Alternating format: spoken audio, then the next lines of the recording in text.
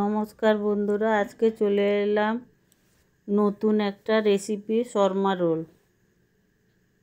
বাটিতে ইস্ট নিয়ে নেব, চিনি নিয়ে নেব, লবণ নিয়ে নেব,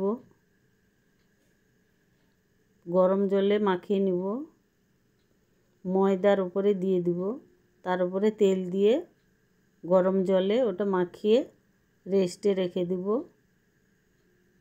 3-4 ঘন্টার জন্য। ভালো করে ঢাকনা দিয়ে রেখে দেব।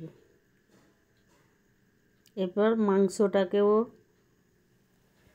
আদা রসুনের বাটা দিয়ে দিব, লবণ দিয়ে দিব, লঙ্কার গুঁড়ো, হলুদের গুঁড়ো, জিরের গুঁড়ো, ধনে গুঁড়ো, অল্প দই দিয়ে ভালো করে মাখিয়ে ওটাকেও 3-4 ঘন্টার জন্য রেখে দেব। উপরে একটু লেবু দিয়ে দেব, লেবুটাকেও মাখিয়ে রেখে দেব, 3-4 ঘন্টার জন্য রেস্টে রেখে দেব।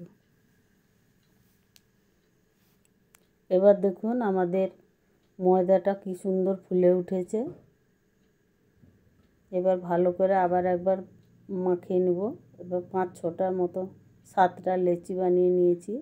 এবার রুটি বেলার মতন বেলে নেব হালকা গুঁড়ি দিয়ে। তাওয়া বসিয়ে দিয়ে ওটাকে ভালো করে ভেজে নেব, তেল দিব না, এমনি উল্টে পাল্টে ভেজে নেব। এই দেখুন আমাদের সব কটা ভাজা হয়ে গেছে।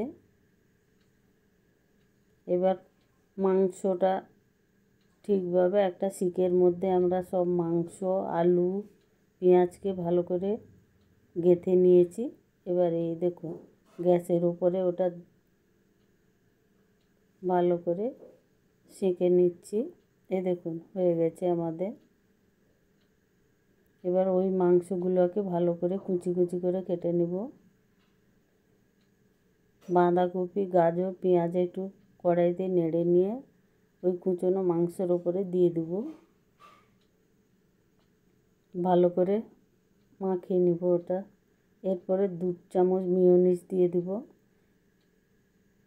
এবার ওই পরোটাগুলোর ওপরে সস আর মিয়োনিজ দিয়ে এই চিকেনের পুরটা দিয়ে দিলাম।